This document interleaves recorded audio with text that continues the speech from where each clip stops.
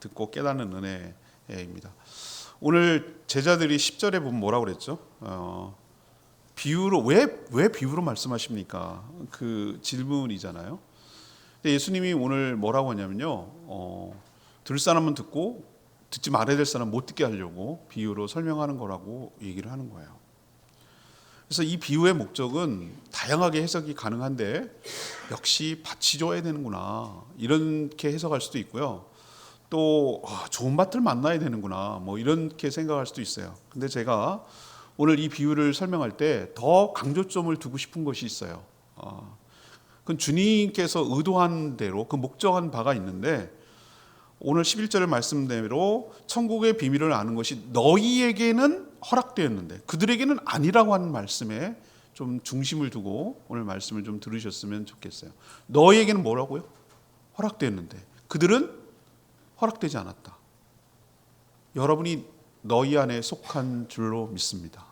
그걸 깨닫게 하려고 오늘 말씀을 강조점을 두려고 하는 거죠. 그렇지만 일반적으로 우리가 이 비유에 대해서 어떤 의도가 있는지에 대해서는 알 필요가 있어요. 그래서 오늘 이 비유의 첫 번째 의도는 뭐냐? 목적은 뭐냐? 결국 말씀을 받는 마음이 바뀌어야 결실을 한다는 거예요. 마음이 바뀌어야 돼요. 마음이 바뀌지 않으면 결실할 수 없다. 내 삶에 결실할 수 없다라는 것을 우리에게 가르쳐주고 있어요. 여기서 씨는 변함이 없어요. 똑같은 동일한 씨라고 봐요. 우리는 씨앗도 같은 종류의 씨앗이라도 여러에 따라 다르잖아요. 그렇죠? 요거는 잘 자랄 수도 있고 요거는 튼실하고 어떻게 똑같이 모양은 그래도 다 다를 수 있는데 여기서는 가정을 하기를 상수예요. 수학으로 치면은 변함이 없는 동일한 가치를 갖는 똑같은 씨라는 말씀이라는 것은 같아요. 그것을 뿌리는 농부도 같아요. 농부도 주님도 똑같아요. 상수는 이거예요. 근데 변수가 무엇입니까? 그 씨앗이 떨어지는 밭이에요. 밭. 이것은 사람들의 마음을 말하는데 이게 달라요. 이게 변수예요. 씨하고 농부는 상수. 그 다음에 밭은 변수. 요것이라고 가정을 해놓고 이 말씀을 들어야 돼요. 오늘 첫 번째로 나오는 밭이 어디입니까? 밭이라고도 말하기가 좀 부끄러울 정도로 길가예요. 길가. 길가에 떨어지죠. 길가는 사람들이 많이 다녀가지고 아스팔트가 아니더라도 옛날 길가라 하더라도 어떻습니까? 단단하고 반질반질하고 그런 거예요. 그 위에 씨앗이 떨어져 봤자 노출되어 있고 그대로 있는 거죠. 씨앗이 파고 들어갈 부드러운 흙이 없는 거죠. 그냥 그대로 노출된 것이죠. 예수님이 이 비유를 의도한 것은 너무 분명해요. 말씀이 들려졌어요. 그냥 소리를 귀로 때릴 뿐이에요. 속 안까지 들어가지 않아요. 그 씨앗이 노출되어 있어요. 그 안으로 들어가지 않는 상태를 말하는 거예요. 듣고도 깨닫지 못하는 거예요. 그냥 들었다는 거예요. 그 이상도 그 이하도 아니에요. 그냥 안 들은 거랑 똑같아요. 그럼 사단이 그걸 가만 놔두는가? 아니죠. 사단이 그걸 갖다가 혹시 완전하게 제거해 버리려고 혹시나 해가지고 그 씨앗을 새가 와서 쪼아먹었다. 이 얘기는 그 말씀마저도 제거해 버렸다. 그러면 그 사람은 몸은 와서 하나님의 말씀을 들었으나 안 들은 것과 똑같다. 아무 의미 없다. 변화가 일어날 수가 없다. 왜? 그 안에 씨가 들어가지 않고 씨마저 사단이 빼앗아 버렸으니 그 사람이 변화가 일어날 리가 없는 거죠. 그제였나요? 우리가 길고양이가 측은한 마음으로 측은지심으로 그래 교회 와서라도 밥을 먹어야지. 어떤 사람 길고양이 밥 주지 말라고 막 그런 사람도 있긴 있어요. 근데 측은해요. 와서 앉아가지고 이렇게 쳐다보고 있는 거 보고 있으면 마음이 너무 약해지는 거예요. 그래가지고 고양이 밥을 샀네. 가지고 이렇게 누구 물도 들어오면 안 되지. 물도 깨끗한 거 먹어. 그리고 내가 떠다 주거든요. 내가 이런 정성을 다하다니 내가. 근데요 그저께인가 어느새 보니까 어머나 세상에 고양이 먹으라고 갖다 놨는데 참새들이 와서 바글바글 먹는 거예요. 떼거리로 와가지고 그래서 막 흩어졌던 거예요. 내가 그동안 고양이 오해했어요. 이것들이 밥을 얌전하게 먹지 왜 흐트럽게 먹냐고. 아니었어요. 걔네들은 잘 먹는 거였어요. 근데 이 참새 심지어 까마귀들까지 어떻게 알았는지 소문이 쫙 났나 봐요. 이 동네에 다 와서 먹네. 다 와서. 그래서 내가 막 쫓으면서 너는 고양이는 네 거냐? 고양이는 먹으면 되고 새는 먹으면 안 되냐? 이런 생각이 갑자기 드는 거예요. 네 마음이 쪼그라들었냐? 너의 목적은 고양이밖에 안 사랑하냐? 이런 생각이 드니까 내가 쫓아내는 내가 어떨 땐 좀 살짝 부끄럽기도 하더라고요. 그거예요. 그거. 제가 여러분에게 말씀을 주일마다 선포하고 아침 기도에도 선포하고 그러는데 듣기는 들어요. 몸만 앉아 있어. 흡수일. 똑같은 보약을 먹고 영양제를 먹어도 어떤 사람은 그것을 쫙 흡수해서 내 몸으로 유익하게 되는 사람이 있고, 어떤 사람은 먹어도 다 그냥 싸는 사람이 있어요.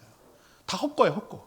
뭐만 먹으면 설사 안 돼. 어떤 사람은 그 사람 먹일 필요가 없나? 그래도 먹여야 되겠죠. 그렇단 말이에요. 말씀을 선포하는데 저는 눈이 여러분의 창입니다. 그리고 여러분의 태도를 보면 알 수가 있어요. 아유, 쟤는 안 되겠다. 저 지금 전부 다 핸드폰이나 하고 있고, 쟤네들 흡수율이 오겠어요? 그냥 떠드는 거지. 그냥 목사는 떠들어라. 나는 나대로 할 거다. 이거죠. 말 안 들어가는 거예요. 어른들도 가만 보면은 나를 쳐다는 보고 있어. 그런데 이렇게 눈을 쳐다보고 있으면은 딴 생각하고 있어. 이 정신이 딴 데가 있어. 그 느껴지잖아요. 그죠? 상상하는 거죠. 난 모르겠어요. 그분이 무슨 생각하는지. 오늘 뭐 먹을까? 돈은 언제 갚아야 될까? 얼마가 오늘 수입이 들어올까? 이런 생각에 묵상하시는 것 같아요. 그런 사람은 오늘 길가와 같은 사람입니다. 듣기는 들어도 전혀 내 삶에 변화가 없고, 변화가 없으니 결실도 없고. 오늘 두 번째 예수님 말하는 것은 길가가 아니라 뭡니까? 돌밭이에요. 돌밭에도 떨어질 수 있잖아요. 돌밭은 어떤 것을 오늘 예수님이 상정했냐면은, 처음에는 기쁨으로 받아요. 이는 싹은 나긴 나. 싹은 나는데 얘가 돌 때문에 뿌리를 내리지 못하는 거예요. 뿌리. 그러니 뿌리가 안 내리지면 어떻게 됩니까? 붕 떠 있는 거죠. 떠 있으니 뿌리가 없으니까 뭐예요? 공급을 못 받는 거예요. 공급을. 뿌리가 내려져야 공급을 받잖아요. 그렇죠? 근데 뿌리가 안 내려졌어요. 이런 사람은 처음에는 막 좋아하고 아멘 그리고 막 되게 좋아하는데, 신앙생활하는 게 어디 쉽습니까? 일상에 우리 나가보면은 얼마나 우리 삶의 고난과 역경과 어려움이 많아요. 그 힘들고 어렵고 환난과 박해가 오면은 견디질 못해요. 거기에 그냥 쓰러져가지고 그냥 나가 떨어지고 꼬꾸라지고 이렇게 된단 말이에요. 뭐 없기 때문에? 뿌리가 없기 때문에. 그 뿌리가 뭘까? 얘기했잖아요. 예수님이 요한복음 15장에서 나는 포도나무여 너희는 뭐라고? 가지라고 그랬잖아요. 가지가 할 일은 딱 하나밖에 없어요. 나무에 그냥 붙어 있는 거예요. 그리고 그 전체를 포도나무라고 말하는 거예요. 그리고 그 그리스도의 몸이 뭡니까? 교회예요, 교회. 교회가 그리스도의 몸이에요. 성도는 그리스도의 몸인 교회에 속해야 되고, 그리스도의 몸인 예수 그리스도께 붙어 있어야 될 줄 믿습니다. 이게 뿌리를 내렸다고 말하는 거예요. 뿌리가 없으면 신앙생활 제대로 할 수가 없어요. 세상이 가만두지 않아요. 세상이 얼마나 역경과 환난을 통해서 여러분을 쓰러뜨리려고 얼마나 집요하게 공격하는데요. 공급받아야 돼요. 계속 영양분을 공급받아야 돼요. 여러분에게 권면하죠. 지역교회, 저는 연동서부교회, 제주 연동서부교회입니다만, 지역교회에 등록하고 소속이 되어서 신앙생활을 하셔야 돼요. 목장에 소속되어 있어서 같이 공동체로 있어야 돼요. 우리는 연약해서 우리는 혼자 살 수 없는 존재예요. 하나님께서 공동체를 묶어주셔서 그 안에 살아서 연약함을 보충하고, 나도 도움이 되고 나도 도움을 받고 서로 이렇게 힘내서 살 수 있도록 그리스도의 몸인 교회에 속하도록 만들어 놓으셨어요. 그리고 예수 그리스도를 믿어서 내가 예수 그리스도의 영이신 성령을 우리가 받아야 돼요. 그래야 예수님과 내가 연결되어 있는 거예요. 그게 뿌리예요. 그게 뿌리. 그 뿌리가 없으면 순간적으로 말씀의 은혜를 받더라도 오래 못 가요. 조금만 힘들고 어려우면 나가 떨어져요.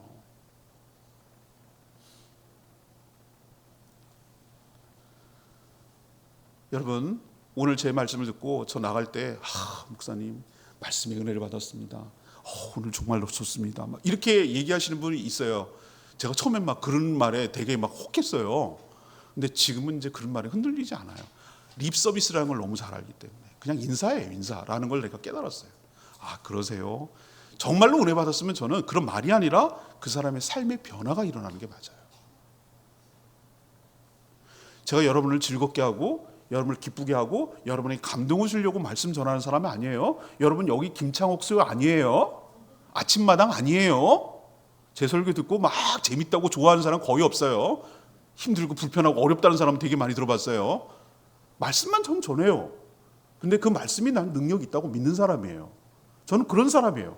저는 전해야 될 책임 있고 저 책임을 다하면 하나님께서 결과는 책임지시는 거예요. 그러니 여러분, 말씀만 듣는 데 만족하지 마시고 예수 그리스도 그리고 그 교회 공동체에 뿌리를 내리셔요. 뿌리를 내려야 환난과 역경과 어려움을 잘 이겨낼 수 있는 밭이 될 줄 믿습니다. 세 번째는 무슨 밭이죠? 가시밭. 가시밭. 오늘 예수님이 가시밭을 뭐라고 표현했습니까? 눌리는 거예요. 눌려. 이게 나오긴 나오는데 씨앗도 나왔어요. 발아도 되고 이제 움직이는데 더 이상 성장할 수가 없어요. 왜? 하도 누르는 게 많아가지고. 그 누르는 것이 뭐라고 오늘 예수님 비유로 얘기했죠? 두 가지. 하나는 세상의 염려, 재물의 유혹. 이 두 가지 때문에 눌린다고 그랬어요. 염려가 왜 생깁니까? 내 마음대로 하고 싶은데 내 뜻대로 안 되거든, 세상이요. 과거에 후회하고 다가올 것에 대해서는 두려워하고 이게 염려가 생기는 이유예요. 그때 그랬어야 되는데 이거 과거. 어떡하지? 이거 이런 일 생기면 어떡하지? 나 파산하는 거 아니야? 나 여기서 잘못되는 거 아니야? 삐끗하면 나 떨어지는 거 아니야? 이런 거 다가올 미래에 대해서 두려우니까 염려가 생기는 거예요. 주님께서 나의 삶을 책임진다는 믿음이 없으니까 어떻게 됩니까? 내가 돈을 더 벌어야지. 돈이 나를 보호해 줄 거야. 든든하게 통장이 있어야 그래야지 커버하고 대처하고 맞고 이렇게 할 수 있잖아. 없으면 그지되면 큰일 난다니까. 이런 것 때문에 악착같이 조금이라도 더 주려는 거, 요거 더 준다 그러면 요거 더 해준다 그러면 여기 투자하면 더 많다는 거, 요런 것에 쏠깃쏠깃해가지고 거기에 빠져들어가지고 유혹에 빠져들어가지고 자꾸 거기에 매몰돼 버리면은 그게 바로 내가 내 삶에 주님이 원하시는 결실을 맺지 못하도록 누르는 거라고. 사단이 쓰는 두 가지 전략이 있다고 제가 말씀드렸잖아요. 하나는 압박이 압박. 그걸 우리가 신앙생활을 포기하도록 만드는 계속 압프레스를 하는 거야. 압박. 그게 여러 형태로 나와요. 위에 뭐 부모가 될 수도 있고, 위에 상사가 될 수 있고, 여러 가지. 신앙을 못하도록 계속 만드는 어떤 권위가 있단 말이에요. 계속. 또 하나의 전략은 뭐냐면 유혹이에요. 유혹. 너가 신앙만 포기하면 이걸 더 줄 것 같이 여러 가지를 제시하는 것들이 있어요. 이 두 가지로 우리를 양면 공격을 하는 거예요. 이게 바로 앞에 돌밭이고 두 번째는 뭐예요? 가시밭인 거예요. 그러면 이 가시를 커버하기 위해서 내가 보호막이 필요해요. 가시가 나를 찌르지 못하도록 하기 위해서는 내가 뭔가 든든한 가시가 뚫려도 찔리지 않을 뭔가 보호막이 필요해요. 그게 뭐라고 저는 보냐? 그게 바로 말씀과 성령이에요. 그걸로 무장하지 않으면 우린 가시에 찔리는 연약한 존재라고. 세상이 여러 가지 유혹으로 와도 아니야. 주님께서 먼저 그의 나라와 그의 일을 구하면 이 모든 것을 너희에게 더하시리라. 아버지가 자녀의 필요를 알고 채워주신다. 구름 기둥과 불 기둥으로 너의 삶을 광야 같은 삶일지라도 너의 삶을 인도하신다. 제가 그냥 예를 들었죠? 이게 다 말씀에 나오는 거예요. 말씀을 내가 섭취하고 말씀에 거하고 말씀을 붙들지 않으면은 가시에 찔려요. 근데 말씀 안에 있고 말씀이 성령 충만이 말씀 충만이거든요. 말씀에 충만하다는 게 그 성령 충만이 성령 충만이 말씀 충만 별게 아니에요. 말씀으로 내가 충만하게 될 때 성령으로 충만하게 될 줄로 믿습니다. 그래야 내가 빈틈을 주지 않아요. 사단에게 빈틈을 주지 않는다고. 내가 꽉 채워져 있어야 돼요. 성령으로 말씀으로 가득 채워져 있으면 감히 어디 빈틈을 노릴 수가 없어요. 그게 나를 지키는 방법이에요. 가시로부터 지키는 방법이라고요.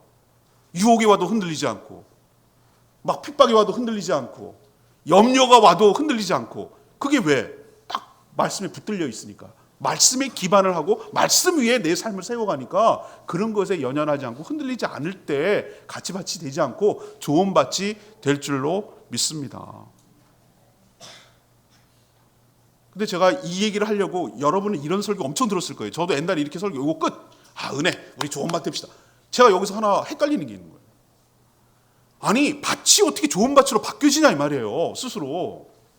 밭은 밭일 뿐이에요. 내가 어떻게 밭을 바꿔요? 내 마음을 어떻게 바꾸냐는 뜻이에요. 제 말은. 여러분이 스스로 마음 바꿀 수 있습니까? 안 됩니다.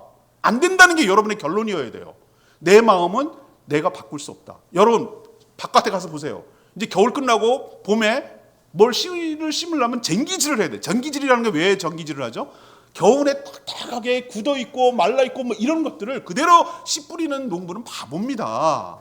그것부터 어떻게 해야 돼요? 깊이 갈아서 기경을 해야 돼요. 갈아엎어야 되는 거예요. 갈아엎어서 밑에 속 안에 있는 부드러운 흙이 위로 노출되고 된 상태에서 씨를 뿌려야 이게 발화가 되고 뭔가 결실을 거둔단 말이에요.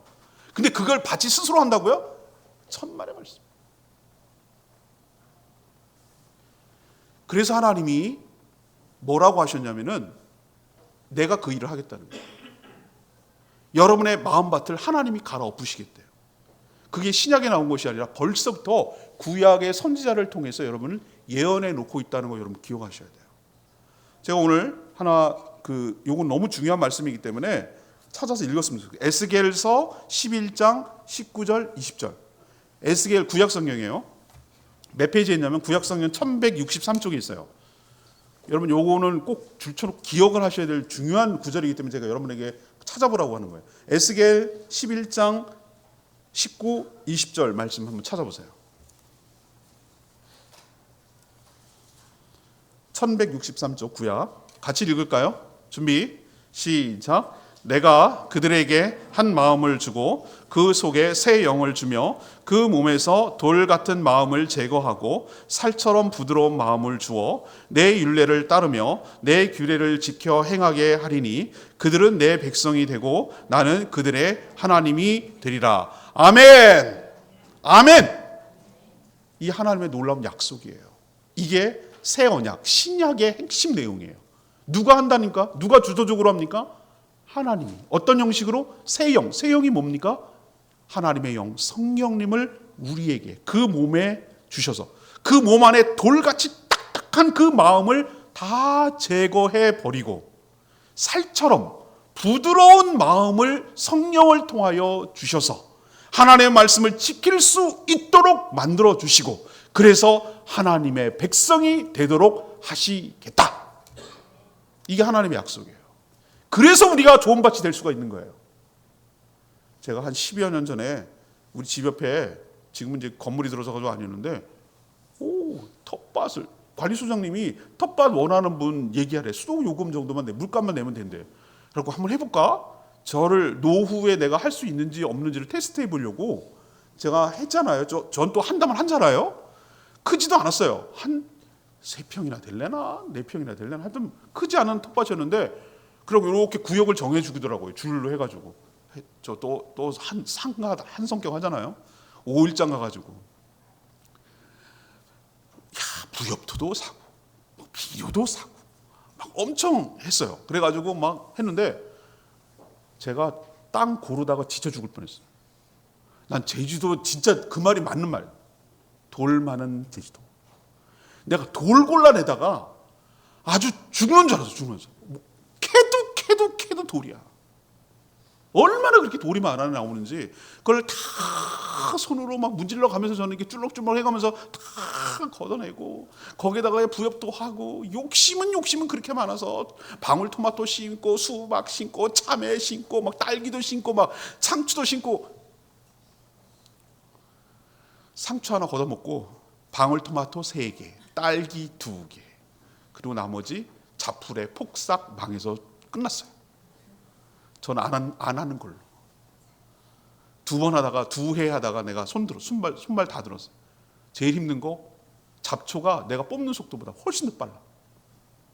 그리고 여름 되니까 웬 모기가 제일 싫어하는 게 제 모기거든. 모기가 바글바글 해갖고 어서와 월드 모기 세계에 들어왔다고 막 달라붙어갖고 너무 제가 오늘 그 얘기를 드린 이유는 그 밭이 스스로 바뀌지 않는다는 겁니다. 농사를 짓는데 바보같이 그냥 거기다가 씨 뿌리는 사람 하나도 없어요. 농부는 무엇부터 합니까? 돌, 자갈, 잡풀 이런 것부터 다 제거한 다음에 씨를 뿌리는 거예요. 내가 하는 게 아니라 주님께서 하여 주실 줄 믿습니다. 성령을 통하여 우리의 마음밭을 갈아엎을 때만이 내가 좋은 밭이 되는 것이고 내가 좋은 밭이 되어야만이 결실을 기대하는 상태로 바뀌게 될 줄 믿습니다. 여러분의 마음밭이 성령을 통하여 바뀌어지는 은혜가 있게 되기를 간절히 축복합니다. 두 번째 예수님이 이 얘기하는 이유가 뭘까요? 전혀 다른 관점에서 보겠어요. 좋은 밭도 있으니까 계속해서 씨를 뿌리라고 가르쳐 주시는 거예요. 당시 파종법은요, 지금 농사랑 그때 농사법이랑은 차원이 다를 정도로 발전해 있었어요. 당시에는, 그 당시 사람들은 어떻습니까? 유대인들은 팔레스타인 사람들을 쫓겨가지고 산지에서 올려와서, 산지에 주로 살아서, 산지. 비탈지구, 이런데. 밭 이런 개념이 없어요. 그냥 다 밭이었고, 길 이런 개념이 없어요. 가면 길인 것이고, 여기가 어디까지가 구분할 수 없는, 지금은 완전 딱딱딱딱 구분이 되지만 그때는 그게 안 된단 말이에요. 그러니까 농부가 그냥 무작위로 뿌리는 거예요. 그러면은 거기에 바람에 날려서 돌에 떨어지기도 하고 길가에 떨어지기도 하고, 또 어떤 경우에는 뭐 옥토도 떨어지고, 그건 몰라요. 어떻게 떨어질지 몰라서 일단 씨를 뿌리는 일을 하는 게 농부의 농사법이었어요. 그렇죠. 하다 보면 길가도 떨어지고, 뭐 돌밭도 떨어지고, 가시밭도 떨어지고, 떨어질 수 있잖아요. 근데 오늘 예수님께서 그 비유를 말씀하시면서, 맞아요, 덜어는 길가, 덜어는 돌밭, 덜어는 가시밭. 그렇지만 8절 보세요. 오늘 읽지 않았지만 8절 보면 뭐라고 시작합니까? 8절 시작. 덜어는 좋은 땅에 떨어짐에. 덜어는 이라는 말이 우리식으로 표현하면 뭡니까? 간혹, 가끔, 다 그런 건 아니고 간혹 좋은 밭도 떨어진단 말이지. 니네들이 뿌리는 그 씨, 복음의 씨, 말씀의 씨, 전도의 씨가 다 실패하는 건 아니야. 4분의 3은 실패한다고 치자. 4분의 1이 있잖아. 그러면 손해잖아요. 걱정하지 마. 4분의 1에 떨어지는 그 씨앗이 썩고 싹이 나고 해서 최소 30배, 60배, 100배를 맺잖아. 흩어진 것, 손해난 것 다 상쇄하고도, 손해난 것 다 갖고도 훨씬 더 많이 남는 장사란다. 그러니 실망하지 말고 뭐 하라는 거야? 계속 씨를 뭐하라? 뿌려라. 오늘 이 비유를 사람들은 네 가지 밭의 비유라고 많이들 알고 있어요. 근데 네 가지 밭의 비유 아니에요. 여러분 성경 위에 보면 타이틀이 나와 있어요. 제목을 뭐라고 합니까? 뭐라고요? 씨 뿌리는 자의 비유라고 했어요. 보는 관점이 이렇게 달라요. 밭에다가 포인트를 두면 네 가지 밭의 종류고, 내가 좋은 밭이 되어야 됩니다. 사실 좋은 밭이 여러분 스스로 될 수 없다고 아까 말씀드렸잖아요. 여기에 차가 나는데, 실제로 이 예수님이 이 얘기를 할 때는 무슨 얘기냐면은 씨 뿌리는 자의 입장에서 보라는 거예요. 농부의 입장에서, 복음을 전하는 자의 입장에서, 전도하는 사람 입장에서 보라는 거예요. 우리가 만나는 사람이 몰라요. 보세요. 그 씨가 어떤 결과를 맺을 것인지는 씨 있는 상태는 몰라요. 나중에 결실할 때 그 밭의 종류를 알 수가 있듯이, 우리가 어떤 사람에게 복음을 전할 때 저 사람 믿을지 안 믿을지 어떻게 될지 우리는 몰라요. 모르니까 하지 말자고요? 아니지. 모르니까 가능성을 가지고 하자는 거죠. 4분의 3은 실패할 수 있어요. 예, 길가도 만나요. 완전히 철벽을 방어를 하고 탕탕탕 원더우먼처럼 방패처럼 다 말씀을 튕겨내는 사람도 있어요. 믿기는 믿어요. 막 처음에는 좋다고 하더라도 좀 있으면 뭐예요? 금방 실증내고 금방 힘들어지면 금방 그냥 포기하는 사람도 있어요. 처음에 막 믿는 것처럼 보이지만 그거보다 더 좋은 게 세상의 염려와 뭐 재물의 유혹 때문에 금방 또 신앙에서 이탈하는 사람도 있어요. 저도 목회를 지금까지 해보니까 수많은 사람들이 거쳐갔거든요. 있어요. 그런데 말이죠, 간혹이라는 게 문제긴 하지만 간혹 좋은 밭도 있거든요. 그거 보고 하는 거예요. 그 가능성 보고 하는 거예요. 그런 거 하면은 내가 제주도에 와서 사역하는 보람과 사역의 의미를 찾을 수 있으니까 한 영혼이면 돼요. 성교사님 와서 그 얘기를 하면서 울먹울먹 하는 걸 듣고 참 15년 했는데 한 가정 예수 믿었대. 거기는 믿을 수가 없어요. 거기서 내가 봐도 그래. 그래서 나는 막 너무 좌절이 되고 실패한. 아니에요. 당신 때문에 예수 믿게 된 그 한 가정 때문에 그 나라와 그 민족이 변화될지 어떻게 하냐고.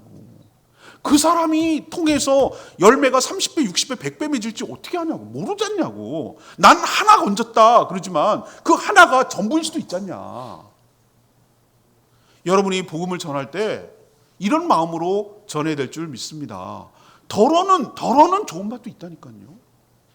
제가 지난번에 지하철 얘기해 드렸잖아요. 옛날에는, 요즘은 잡상인들 지하철, 여러분 지하철 안 타본 분도 계시니까 할 말이 없어요. 지하철 다 전철 타고 다니잖아요. 그러면은 거기 타고 다닐 때 잡상인, 요즘은 막 CCTV 있어 잡아요. 그런데 옛날에는 막 다 그런 게 다녔어요. 근데 해가지고 다 와요. 오면 또 막 선전하잖아요. 우리 회사에서 만들었는데 수입이 수출이 막혀가지고 이런 얘기 멘트 하잖아요. 그래서 이 세트로 살면은 얼마 단돈 10,000원에 오시겠습니다. 막 그러면서 쫙 무릎에 돌리잖아요. 그럼 보면 허접해. 그런 거 샀다가 내가 몇 번 샀다가 실패한 적이 있어. 안 사거든. 그래갖고 그냥 가만히 침묵하고 불편하게 왜 자고 놔두고 그래. 그래가지고 또 다시 수거해 가잖아요. 수거해 싹 갑니다. 그러면서 다 할 때 그 마지막 멘트가, 그 잡상인이라고 우리 말하는 그 사람의 멘트가 저의 가슴을 울렸다니까요. 하나도 안 팔렸어요. 여러분, 이 칸에서 하나도 안 팔렸습니다. 제가 실망할 것 같습니까? 아닙니다. 전 다음 칸이 있습니다. 이러는 거예요. 저 사람은 먹고 살려고 저렇게 잡상인처럼 물건을 파는 사람인데도 저런 마음으로 하는구나. 저러니까 되는 거구나. 저러니까 살아낼 수 있는 거구나. 이런 생각으로 엄청 도전을 했어요. 우리는 우리 먹고 살자고 복음 전하는 거 아니잖아요. 생명을 살리고 생명을 구원하기 위해서 우리는 전하는 거잖아요. 그런데 안 된다고, 저 사람 거절한다고, 저 사람 욕한다고, 저 사람 핍박한다고, 저 사람 아주 면박을 준다고 우리가 포기하면 더러를 못 만나잖아요. 더러 좋은 맛이 있거든요. 그거 하나 바라보는 거거든요. 다음 칸으로 가면 돼요. 거기서 또 복음을 전하는 거예요. 없어요? 다음 칸으로 가면 되거든요. 이 열차 없어요? 다음 차 타면 되거든요. 이거 가르쳐 주려고 예수님께서 오늘 말씀을 비유로 얘기하시는 거예요. 너희들 복음을 전할 때 농부의 심정이 돼서 안타깝고 실망하고 좌절하지 마. 분명히 실패도 있다. 다 된다는 건 아니다. 그렇지만 아냐? 혹시 더러 좋은 밥 만날 수도 있잖아. 그건 네가 모르지. 하나님만 아시지. 복음을 전하는 건 네 책임. 어떻게 결실할 것은 하나님 책임. 네 책임을 다하면 되는 거야. 하나님 그걸로 너희들을 칭찬하고 충분히 보상할 것이다. 너희들의 그 수고와 전도하는 것이 결코 헛되지 않단다. 라는 것을 우리에게 도전하려고 이 비유를 주시는 줄로 압니다. 전혀 다른 비유죠. 똑같은 비유인데 지금 시각이 전혀 다르죠. 이런 얘기는 또 여러분 들어보셨을 거예요. 오늘 제가 할 얘기는 이 얘기가 아니에요. 진짜 하고 싶었던 얘기는 세 번째 있어요. 말씀을 듣고 깨달았다면 여러분은 큰 은혜를 받은 좋은 밭인 줄로 믿습니다. 이거를 좀 얘기해 주고 싶었어요. 오늘 제가 이 말씀을 준비하면서. 아까 제가 서론에서 뭐라고 그랬어요? 비유로 말하는 의도가 있다고 그랬잖아요. 어떤 의도죠? 들을 사람만 듣도록 한다는 거예요. 하나님께서 택하지 않은 사람, 오늘 14, 15절은 이게 이사야서 6장 9절 10절을 인용한 말씀이에요. 그래서 예수님이 그걸 그대로 인용했거든요. 14절 보세요. 이사야의 예언이 그들에게 이루어졌으니 너희가 듣기는 들어도 깨닫지 못할 거고 보긴 봐도 알지 못하리라. 이 백성이 마음이 완악해서 듣긴 둔하고 눈 감았고 이는 눈으로 보고 귀로 듣고 마음으로 깨달아 돌이켜 고침을 받을까 두려워한대요. 얘는 믿으면 안 되는 애거든요. 얘는 하나님 택한 애가 아니거든요. 오히려 고침을 받아서 돌아올까 한다는 거예요. 아니 하나님 좀 이상하시네. 모든 사람이 구원받는 길을 원하는 것 아니에요? 그런데 하나님 마음 우리가 헤아릴 길이 없어요. 하나님은요 선택이에요. 선택. 택한 자만이 듣고 구원을 받도록 하나님 하시는 게 하나님의 생각이에요. 우린 여기에 토달 수가 없어요. 근데 비유로 말하는 이유를 알겠죠? 너희들은 깨닫게 하고 은어죠, 은어. 우리도 보면은 뭐 마약 파는 사람들, 뭐 하는 사람들, 뭐 작전 피는 사람들 보면은 자기네끼리들만 알고 있는 뭔가 뭐 얘기를 하잖아요. 제3의 외부 사람들이 그거 보면 몰라. 근데 그들끼리는 다 알아. 요게 비유의 의도거든요. 너희들은 이것을 알아들어야 돼. 근데 관계없는 사람들, 구원받기로 택함을 받지 않은 사람은 알아들으면 안 돼. 이게 예수님의 말하는 의도예요.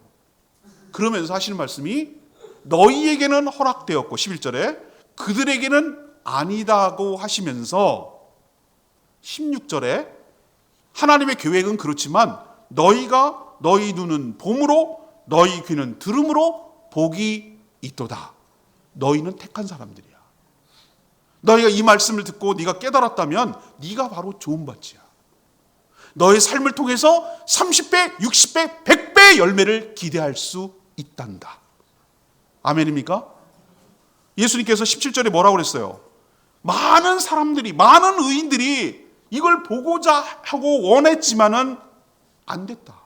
근데 너희들은 가능하지 않냐? 지금 무슨 얘기를 듣기 때문에 예수님으로부터 직접 이 얘기를 듣고 있지 않냐? 너희들이 바로 좋은 밭이 되게 하려고 이 땅에 오신 것 아니냐?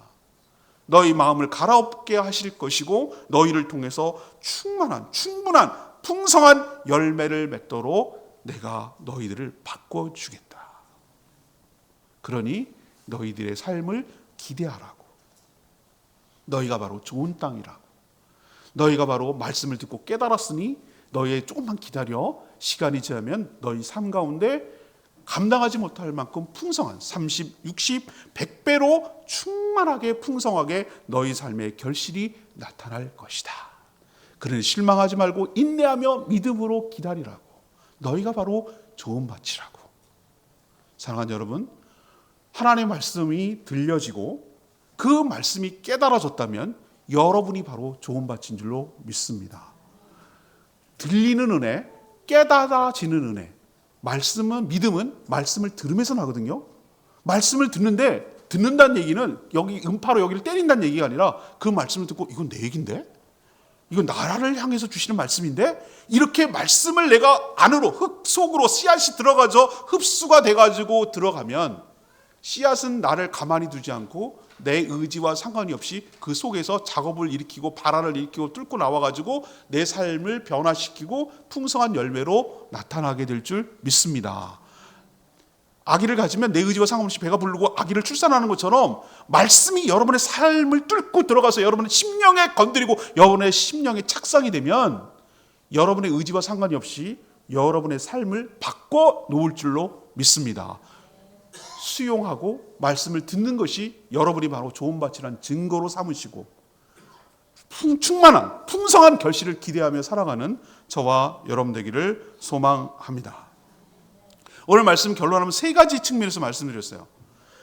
내 마음을 내가 바꿀 수 있다고요? 아닙니다. 그런 생각 버리세요. 많은 설교자들이 여기서 멈추는 경우가 있어요.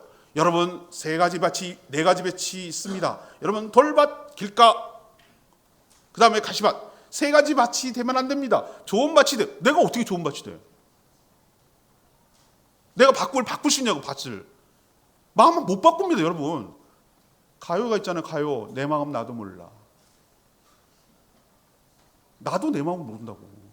내가 내 마음을 바꾼다고요? 여러분 마음 바꿀 수 있어요? 안 바뀝니다. 안 바꿔요. 여러분 생긴 대로 살아요. 성령만이 여러분의 마음을 바꿀 수 있을 줄 믿습니다. 하나님의 영이 여러분 가운데 들어가야 돼요. 딱딱한 마음 걷어내고 살같이 부드러운 마음을 바꿔야 말씀이 들리고 씨앗이 들어가요. 그대로 놔두면 하나도 변화가 안 일어나요. 성령 받고 여러분이 좋은 밭이 되어서 결실 있는 인생 살게 되기를 축복합니다.